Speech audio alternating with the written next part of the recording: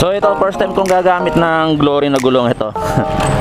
Bumibili tayo ng gulong hindi naman branded kasi pambalagbagan lang rin, pang araw-araw na biyahe. Di ba mainit?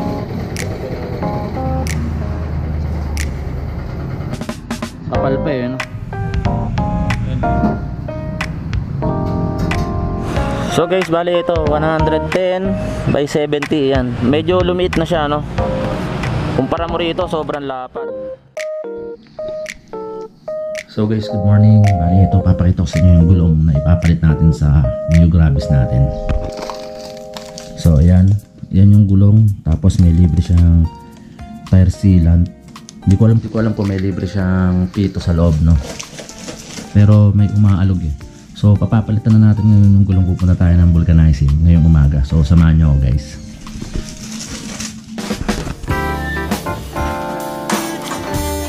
So ito yung motor natin guys, no? Pinitin muna natin.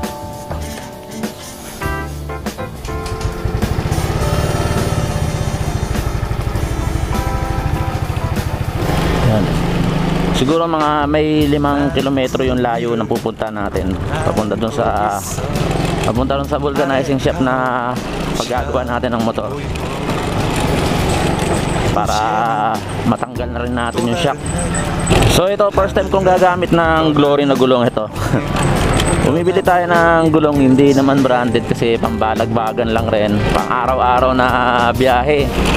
Isipin mo yung Morong to Pasig, tapos Pasig to Morong. Minsan na may area tayo, kapag gumagamit tayo ng Lalamove apps, di ba?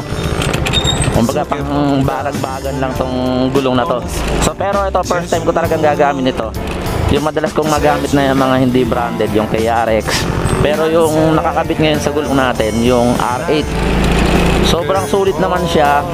Kung tusin, hindi ko pa nga dapat papapalitan to kasi medyo makapal pa. Kaya lang, dahil nga sa shock na binili natin, medyo malapad yung dimension. So kailangan natin mas makitid na gulong para kumasya yung shock. Tsaka sobrang tagtag ng shock na takasago guys.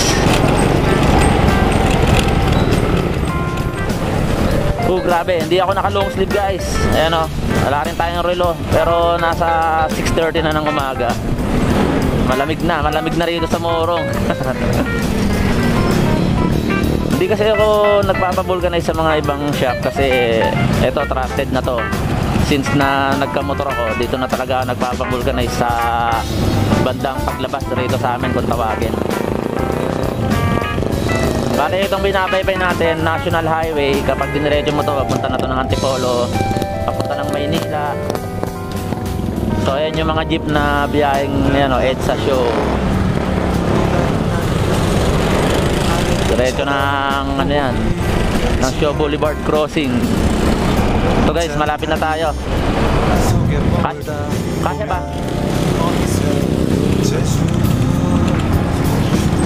Alin mo yun?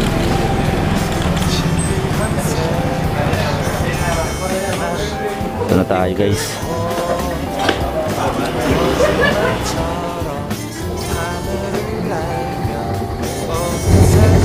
Di ba mainit? Mag-impact na.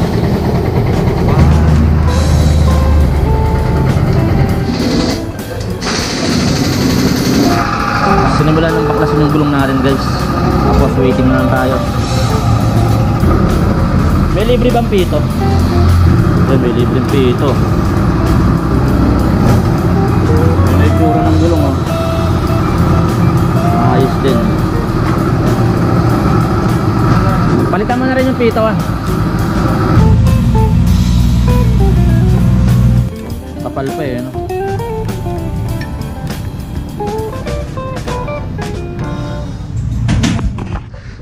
So okay na guys, nakabit na yung bagong gulong. Medyo lumiit na siya.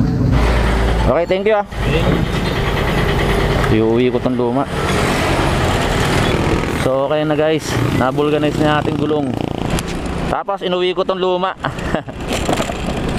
Para mapalitan na natin. Ang kapal pa kasi oh, hindi pa lubog yung gitna eh. Mas bumaba siya, pero yung proportion ng ng gulong nito sa unahan, halos balance na siya, hindi na siya masyadong nakayuko kasi 'di ba nung nakaraan, nung hindi pa natin napapalitan, yung size nito ay 130/70, tapos yung nasa unahan natin ay 160.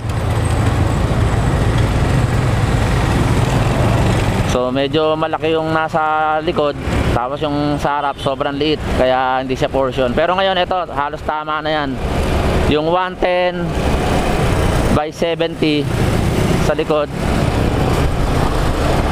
tapos 160 sa harap. So okay na. Bali nagbayad tayo ng 100 pesos. Ang pinapalitan natin pito, pinalagyan ng tire sealant, pero yung tire sealant kasama na sa gulong na nabili natin, guys. So guys, bali ito 110/70 yan. Medyo lumiit na siya, no? Kumpara mo rito, sobrang lapad. So guys, makapal pa yung gulong na to. Ayan yung luma natin, pero sulit na rin yan. Hindi pa ako nakaka-experience ng rito, tusok. Hindi pa siya naplaplatan. Kaya mas maganda yung meron ka ring tire sealant. Pero sa unahan, guys, sa unahan hindi ako nagpapalagay ng tire sealant eh. So tignan nyo naman kasi yung gulong ko rito. Kaya kulang na lang to sa linis. Linisin na lang natin itong motor natin. Ayan, sobrang liit niya kasi ayoko na masyadong malaki, mahirap iliko. Ayan, halos pantay na siya sa likod. Kumbaga parang proportion na. Hindi na kasi kaya ng puwit ko yung yung tagtag ng shock na nakalagay rito sa likod, yung takasago.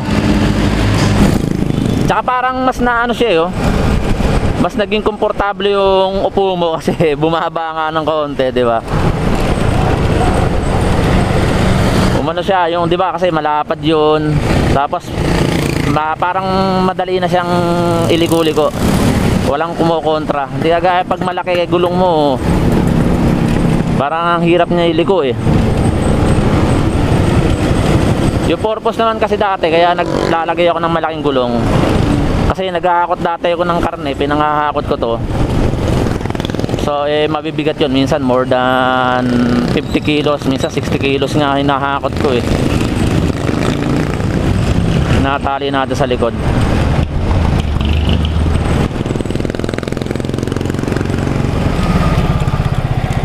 Okay guys, dito na tayo sa bahay.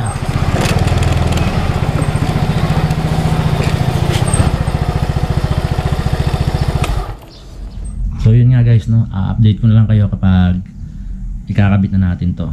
So maraming salamat sa pagsama sa biyahe ko, guys.